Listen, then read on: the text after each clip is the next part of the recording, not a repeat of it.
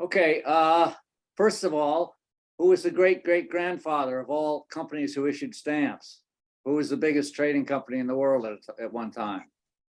East Indian? The Dutch East India Company. No, the Dutch, not the Dutch, the British East India. Uh-huh. Okay, and this is the start of that. You notice that flag there? That's the flag of the East India Company. And those of you who are familiar with flags from the Revolutionary period in the United States know that there was a flag called the Grand Union flag. And it was basically this flag, except that the Union Jack up there in the left corner was square rather than rectangular. And it did not have the red X part of that design. Does anyone know why why it would not have the red X? Because that represents Ireland. No, that's Scotland. No, it represents Ireland. You're correct. Uh-huh. Ireland was not part of the United Kingdom at the time of the Revolutionary War. No, 1801 or 3. Yes, yes. And then of course you have this nice lions because it was a royal chartered company and so on.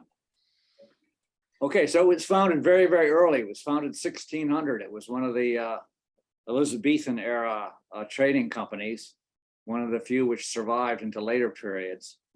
And by the mid 18th century, the East India Company was carrying half the trade of the entire world. That's how important it was. 260,000 soldiers in India. It was 3 times the size of the regular British Army. Composed, of course, almost entirely of Indians, with British and other European officers. It had some problems. There was a thing called the mutiny, the Indian Army Mutiny in 1857. And after that, the British government decided they'd had enough of this East India Company ruling half the world, and they deliberately took it over and made India a crown colony. And the interesting thing about the stamps that they issued is that, with one exception, they never said East India Company on them. They just said India. So these are the first stamps issued by the East India Company, but they just say India on them. They're rather pricey. The early Indian stamps were re-cataloged a couple of years ago in the Scott Classic Catalog to reflect more the current understanding of the various variations there. So you see these uppercase letters on some of the numbers there. The high value one, the 4 Anna stamp, is rather expensive. The cheapest version of that you can get for $16. It's cut to shape. But if you add those little corners like this example here has, the price goes up, catalog price goes up to $575. And that one at the top there with the inverted head, as you would expect, it's very expensive. I missed the 3 zeros on that. I'm going to fix that right now. I can't stand that. It's driving me crazy. Now this stamp on the left here, number 5, that is my stamp. In fact, both of these are my stamps. And so it's not nearly as expensive as those are very early ones. A rather ugly stamp, isn't it? It's coarse paper and printing, heavy cancel. On the right is the only stamp that says East India. It doesn't say East India Company, it just says East India postage. And that's the nice Victorian stuff. And that's all. As you see, that goes up to 1864. By 1868, it was a crown colony and it was no longer East India Company stamps. All right, and I'm going through this in chronological order rather than geographically. In 1888, the Imperial British East Africa Company was founded. And this map is very interesting. You notice that there are only partial borders for that Imperial British East India Company here. You'll notice that the later versions of this, which include this area there, which is Uganda, they aren't marked off at all. And up here, it sort of heads up the Nile and into the Sahara somewhere with no particular borders being shown. So this is a map that showed it as early time. It only lasted 5 years, and then the British took it over, and then eventually a couple later, they broke off Uganda and East Africa Protectorate, which later became Kenya, Uganda, and Tanganyika after World War I, when the British took over German East Africa as Tanganyika. And then later, the main part of it, the part over here, became just Kenya.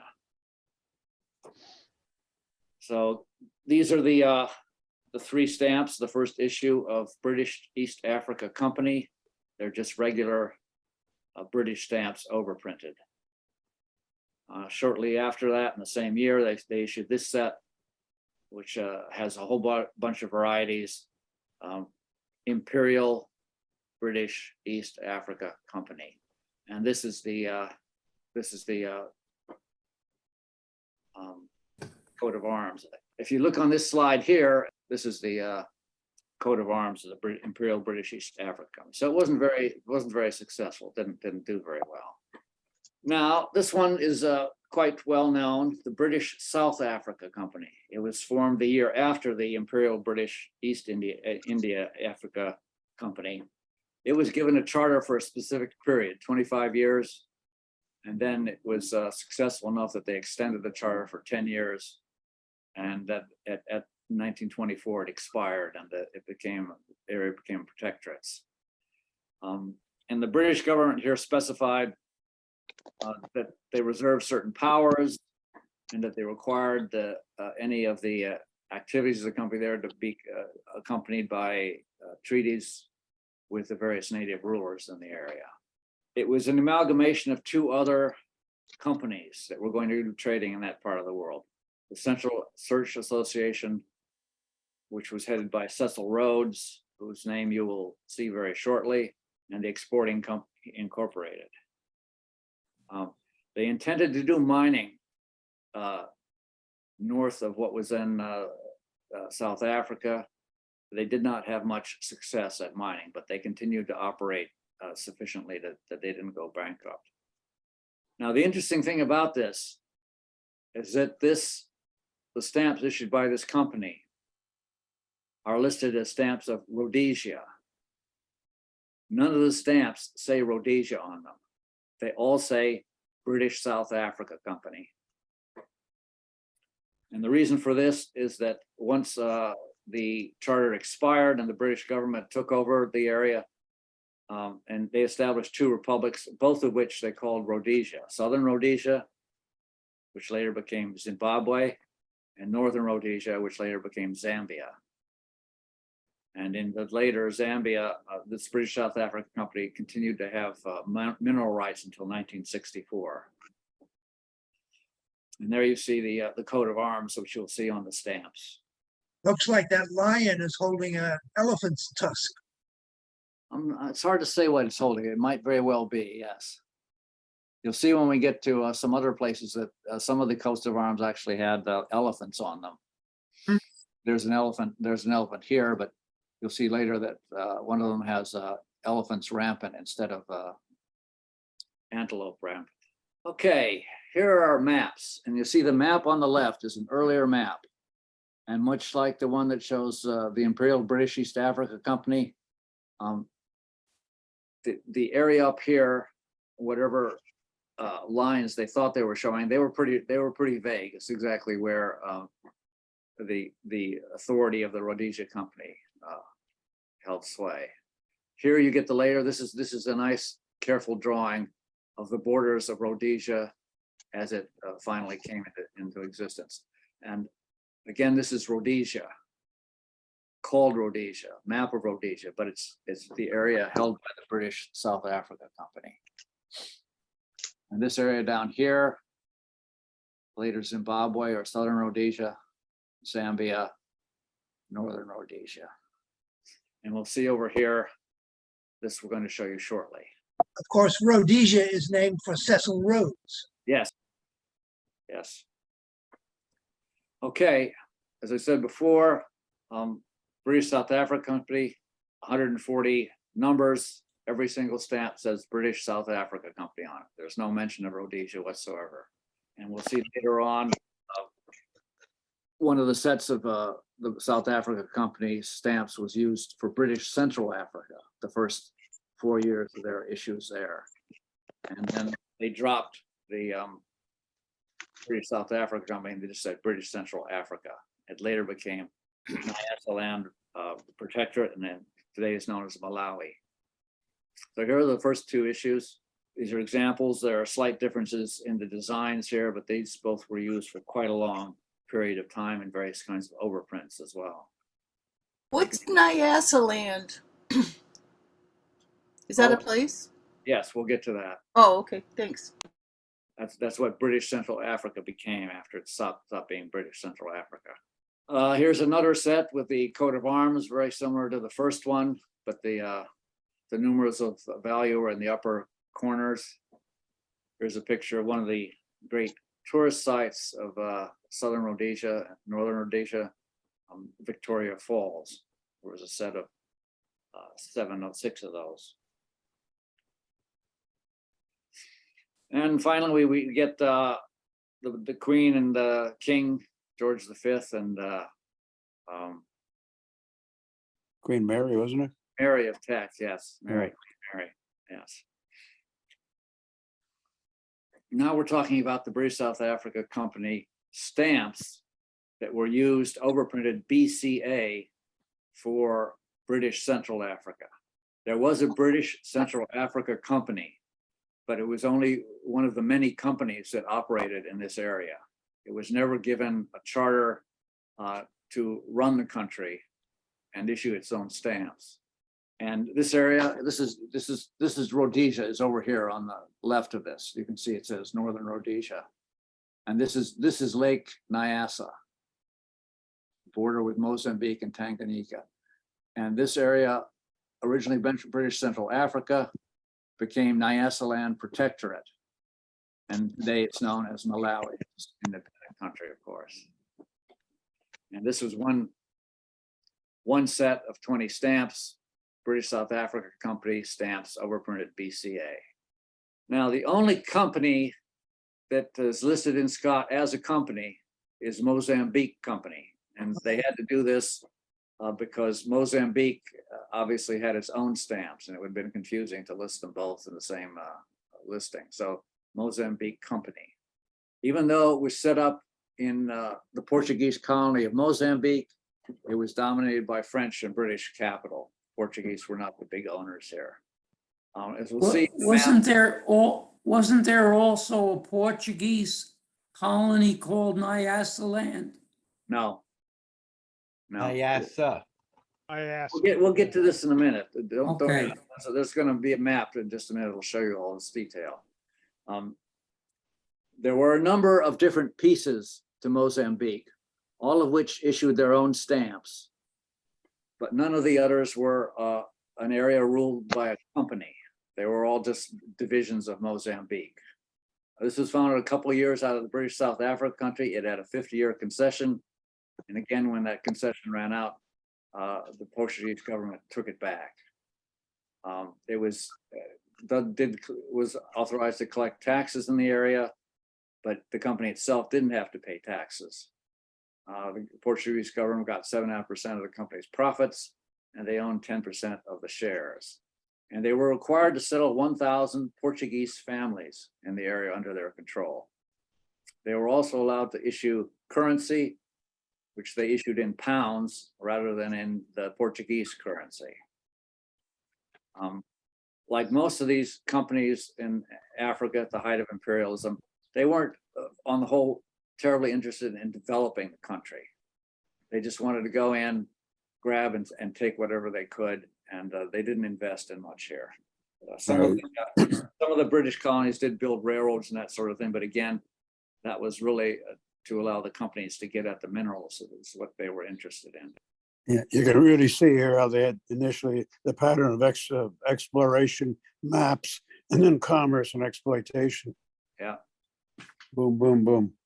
And in the area that realm below the Mozambique Company, there was enough abuse of the local population that they had 2 rebellions, which the company itself could not suppress, and the government had to come in and with their own troops to suppress these rebellions. As I said, the concession was not renewed, And the Mozambique Company area was split into the Manica and Sofala provinces of Mozambique in 1941. And here's your map, which shows you what's going on here. Remember, here's Lake Nyasa, Nyasa Land Protectorate is this area here. And you start at the north. Anybody know what this is without cheating and looking at the key? This is one of the countries. This is one of the Burundi. no. This is one of the countries that's very easy to collect because there are only 4 stamps. This is Kianga up here. Oh, 4 overprinted blue Portuguese stamps. A mention of Nyasa. We will get to Nyasa in a minute. This is Nyasa. And then here's the confusion, one of the confusions. Mozambique and the town of Mozambique were part of Mozambique. They weren't all of Mozambique. So the early stamps of Mozambique are really only reflecting the areas that were not under control of the companies that the Portuguese had allowed to operate in Mozambique. And the next bit here that's given the name Zambezia, which did issue its own stamps, but for a while, each half of Zambezia issued its own stamps. This area called Tet, and then Keliman on this area. And then this large area right south of the Zambezi River, that's the Mozambique Company area. Inhambane issued its own stamps. So did Lorenzo Marx, the very southern part of Mozambique. So this was quite a complicated thing. The Portuguese also split up, I believe, the Azores into several different areas. Provinces. I don't know if they were fishing. I guess they must have been provinces because they did issue their own stamp. They may have been their own colonies for a while. It's sort of like Australia or Canada that were in the United States, which were individual colonies, and then they unified. I believe that Mozambique technically was one colony, but I wouldn't swear to that. You'd have to really get into the history of that. It was just divided up in terms of administration. The Portuguese didn't spend a lot of money on their colonies. And when they would get a bunch of people together who are willing to exploit a certain area and pay the Portuguese government for that privilege, they gave it to them. So the Mozambique Company, here you have a clear indication that Mozambique had already issued its own stamps, because the first issue of Mozambique Company was simply took Mozambique stamps and overprinted them Company do Mozambique. Here, I told you before, notice the elephants rampant on the Oh, yeah. arms. I could not find a copy of this coat of arms in the Google search. There were various other coats of arms, but not this one. This is, as you'll see, in several issues of stamps. So it obviously was, in fact, the coat of arms of the Mozambique Company, but couldn't find a regular image of it. It has the Portuguese cross on it. Yeah, That is to say, that the horizontal is longer than the vertical. Mozambique Company is one of a number of colonial places that you wouldn't think it, but they issued a very nice pictorial set, a bicolor pictorial set. Here's 1918 with various scenes from Mozambique. They issued a triangular stamp for this first air flight. There are also airmail stamps for this first flight, but they're rectangular for some reason. And they said, oh, this triangular stamp is so nice, let's do it for the next definitive set. And you can see the 1937 set with many of the same scenes you saw in the earlier set, but some triangular stamps now as well. Another pictorial set. Yeah, some of the others are Belgian Congo has a number of nice bicolor pictorial sets, as do Labuan and North Borneo for the British. Certain colonies seem to issue these for some reason. And then here's a later 1940 commemorative issue. I believe it's the 50-cent stamp appeared as the stamp on the cover of the classic catalog a couple of years ago. They also issued several sets of postage due stamps. I believe the first ones are overprints on Mozambique. Here's the ubiquitous Portuguese newspaper stamp. Almost all the Portuguese colonies have a newspaper stamp. This particular newspaper stamp overprinted with their own name. And postal tax stamps they even have. The first one being overprints on the regular issue, and then they actually issued a postage tax stamp without an overprint. Didn't need an overprint.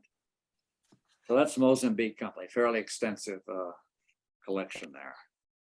Bill, it looks like they did not participate in those Portuguese stamps honoring Henry the Navigator and so on that are in the common design section of the catalog. No, these ones did not. That's correct. Not all the Portuguese colonies participated in that. Same with the Vasco da Gama issues. Yeah. So Nyassa, which you saw on that map before, the northernmost part of Mozambique, was also a company. But it's interesting that the earliest stamps issued by the Nyassa Company did not say Nyassa Company. They just said Nyassa. It was formed just very shortly after the Mozambique Company was formed, and they only got a 35-year charter. But for some reason, it extended several years beyond the date it should have expired on. And this 1921 set that says Company of Mozambique is basically a repeat of the 1911 set of definitives, just with the name changed. Slight design changes too, but and I could not find any coat of arms for the Nyassa Company. I believe the next one, I have to ask you, who else can name any company that issued stamps that are Scott listed? American Letter Mail Company.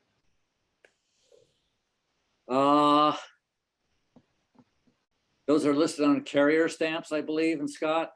Locals. Locals. Can anybody think of any companies not in the United States that are Scott? All right. Interestingly, the Hudson's Bay Company never seemed to issue stamps. That's true. That was a big one.